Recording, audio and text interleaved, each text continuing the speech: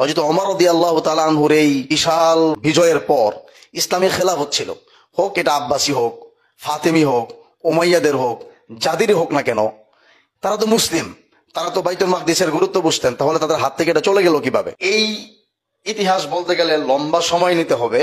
তবে আমি শুধু ইশারা করে কয়েকটা কথা বলি। যখন আব্বাসীয় খেলাফত আমলে একেবারে 200 হিজরির শুরু থেকে, মানে 250 হিজরি থেকে নিয়ে 340 হিজরি পর্যন্ত, এই দীর্ঘ প্রায় 100 বছর পর্যন্ত মিশর দখল করার জন্য ফাতেমীয়রা প্রচুর চেষ্টা করছে। পরিশেষে তারা যখন এটা করতে সফল হয়, তখন এখানে তারা সবচেয়ে বেশি ইহুদিদের সাথে মেলামেশা করছে, মানে তাদের সাথে খুব বেশি মিশছে, রাজ্যের কাজে অংশগ্রহণ করছে। বরং ফাতিমীয়দের ওই সময় মিশরের যারা সম্রাট ছিল, তাদের এমন কথাও আছে, তারা বলতো যে তুমি যদি, এক ইহুদিকে সে বলতেছিল, তোমাকে যদি বাজারে কিনা যেত তাহলে আমি আমার পুরা সাম্রাজ্যের বিনিময়ে তোমাকে কিনতাম। এবং এই ধরনের ইহুদিদেরকে ধরে নিয়ে ওরা ওই সময় অর্থমন্ত্রী বানিয়েছিল। এবং আপনারা জানেন যে ইহুদি এবং খ্রিস্টানদের পরস্পর কিন্তু একটা দ্বন্দ্বের ধর্ম। কারণ হযরত ঈসা আলাইহিস সালামকে শোলে চড়ানোর প্রস্তুতি কারা নিয়েছিল? ইহুদিরা। ওরাই যুগে যুগে নবী হত্যা করছে, ওরাই যুগে যুগে নবীদের শত্রু ছিল। আল্লাহ তাআলা কোরআনে কারীমের মধ্যে বলছেন, ওয়াকালাতিল ইয়াহুদু লাইসাতিন নাসারা আলা শাই ওয়াকালাতিন নাসারা লাইসাতিল ইয়াহুদু আলা শাই ওয়া হুম ইয়াতলুনাল কিতাব। ইহুদিরা বলে খ্রিস্টানদের কোনো ধর্ম নাই, ওরা কোনো ধর্মের উপরে নাই, ওরা বিভ্রাটে আছে। একই কথা খ্রিস্টানরাও বলে যে ইহুদিরা কোনো ধর্মের উপরে নেই, অথচ তারা সবাই কিতাব পড়ে। তো আল্লাহ তাআলা মূলত ইহুদি এবং খ্রিস্টানদের মধ্যে যে বিবাদের জায়গাটা পরিষ্কার করছে, এটা ইতিহাসের দীর্ঘ সময় পর্যন্ত ক্লিয়ার ছিল।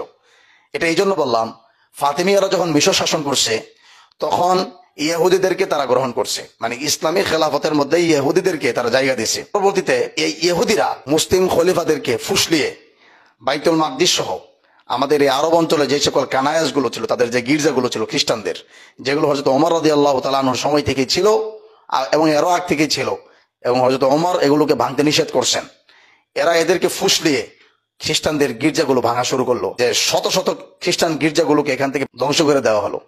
এবং এই সংবাদ যখন ইউরোপের কাছে পৌঁছায়, ইউরোপের বিশেষত 1500 খ্রিস্টাব্দের আগে, মানে 1904 থেকে নিয়ে 905, 906 এই জায়গা থেকে নিয়ে 1000 খ্রিস্টাব্দ পর্যন্ত, মানে ক্রুসের শুরু হওয়ার আগ পর্যন্ত, এবং আরো আগে আপনি যদি চিন্তা করেন 800, 700, এই পুরো সময়টা পুরো পৃথিবীতে খুব দাপটশালী যে সকল ইউরোপীয় দেশ ছিল, তাদের মধ্যে পর্তুগাল ছিল। পর্তুগিজ নাবিকদের আনাগোনা ছিল আরবে, আমরা সেটা জানি।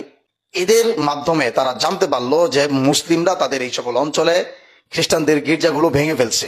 এভাবে ইউরোপ ধীরে ধীরে জেরুজালেম দখলের পাইতারা করে। এটা তখনই হয় যখন তারা দেখলো যে মুসলিমরা তাদের কানায়েস গুলো, গির্জাগুলো ভেঙে ফেলছে।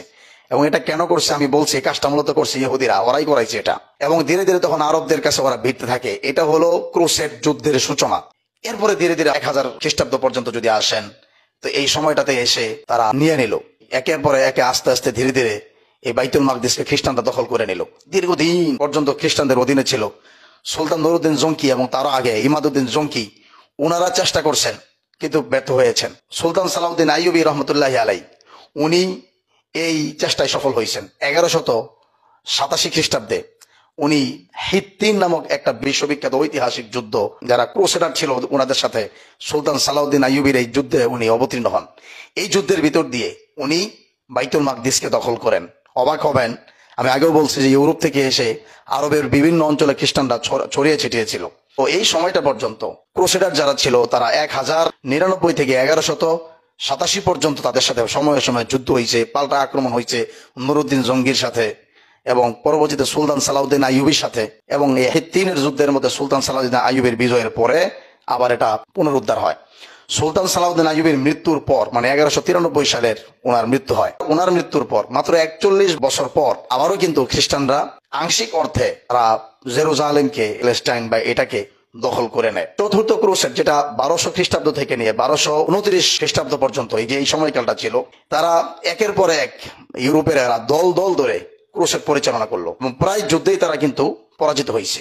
এবং তারা সৈন্য সংগ্রহ করতো, সাধারণ সৈন্য, যারা ভাষা জানতো না, এদের কোনো দক্ষতা ছিল না। মানুষের মধ্যে ধর্মকে ব্যবহার করে বলতো যে ক্রুসেডকে, ক্রুশ রক্ষা করতে হবে। ক্রুসেডের যুদ্ধকে ক্রুসেড এই জন্যই বলে যে খ্রিস্টানদের ধর্মীয় ক্রুশকে রক্ষা করতে হবে, ক্রুশের জন্য প্রাণ দিতে হবে।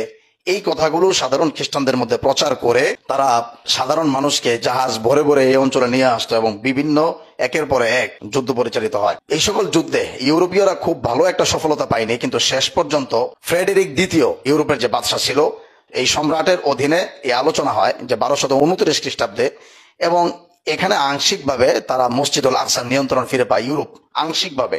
এই আংশিক দখল দীর্ঘদিন পর্যন্ত চলে যায়, কিন্তু মুসলিমরা এটাকে সাধারণভাবে মেনে নেয়নি। এরপরে মুসলিমরা আবার এটাকে পুনর্দখল করার জন্য চেষ্টা করতে থাকে। 1244 খ্রিস্টাব্দে 642 হিজরিতে যখন খোয়ারিজমের তুর্কিরা বাইতুল মুকাদ্দাসকে তুর্কিদের অধীনে আবারও তারা আক্রমণ করে এবং এটাকে আবার পুনর্দখল করে এবং বাইতুল মাকদিস থেকে সমস্ত খ্রিস্টানদেরকে তারা তখন উৎখাত করে। এই যুগ থেকে নিয়ে দীর্ঘ সময় পর্যন্ত তাদের অধীনেই, মুসলিমদের অধীনেই ছিল। মানে আপনি এটাকে 923 হিজরি আপনি যদি খ্রিস্টাব্দে হিসাব করেন তাহলে 1517-18 এই খ্রিস্টাব্দ পর্যন্ত তুর্কিদের অধীনেই ছিল, এটা মুসলিমদের দখলেই ছিল। কিন্তু ধীরে ধীরে জেরুজালেম অটোমান সাম্রাজ্যের অংশ থাকলেও ইউরোপীয়রা আবারও চিন্তা করলো যে তাদের সাথে যুদ্ধ করে পারা যাবে না মুসলিমদের সাথে। তখন তারা চিন্তা করলো যে এটা এভাবে হবে না। আপনারা জানেন যে এই সময়টাতে এসে 1500 পরে এসে পুরো দুনিয়াতে ব্রিটিশ সাম্রাজ্যের উত্থান হয়। ব্রিটিশ সাম্রাজ্যের যখন উত্থান হয় তখন ব্রিটিশরা 1917 সালে সর্বপ্রথম এটাকে দখল করে নেওয়ার চিন্তা করে। মানে এই সময় যখন বিশ্বযুদ্ধের প্রথম দ্বিতীয় যুদ্ধের সূচনা কালটাতে আমাদের এই সকল অঞ্চল, ভারত উপমহাদেশের পূর্ণ অঞ্চলটাই আপনার ব্রিটিশদের অধীনে ছিল এবং তারা প্রচন্ড শক্তিশালী ছিল। এই সময় আরব বিশ্বের বিভিন্ন অঞ্চল ব্রিটিশদের অধীনে চলে যায় এবং প্রথম বিশ্বযুদ্ধের পর মানে 1917 পর ব্রিটিশরা অটোমানদেরকে পরাজিত করে জেরুজালেম দখল করে। 1917-তে জেরুজালেম দখল করে নেয়। এরপরে আপনারা জানেন যে লম্বা হিস্টোরি, দ্বিতীয় বিশ্বযুদ্ধের সময় যখন হিটলার ব্রিটিশদের উপর আক্রমণ করে বসে, ওই সময় জার্মানের ইহুদিরা ব্রিটিশদের সাথে, ইংল্যান্ডের সাথে চুক্তি করলো যে আমরা এই যুদ্ধে হিটলারকে পরাজিত করে দেব তোমাদেরকে, আমেরিকাকে হায়ার করে, তবে শর্ত হলো আমাদেরকে জেরুজালেম লিখে দিতে হবে, যেটা তখন ব্রিটিশদের অধীনে ছিল।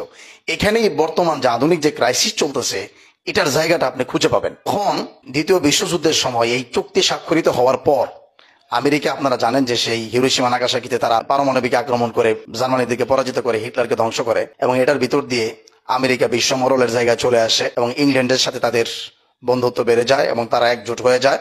এরপরে ধীরে ধীরে নেটো প্রতিষ্ঠা হওয়া এবং সারা দুনিয়ার সমস্ত খ্রিস্টানরা ঐক্যবদ্ধ শক্তি তৈরি করা, এবং ওই সময়ই মূলত বিভিন্ন দেশ থেকে জাহাজে করে এই ইহুদিদেরকে এই জেরুজালেমে নিয়ে আসে।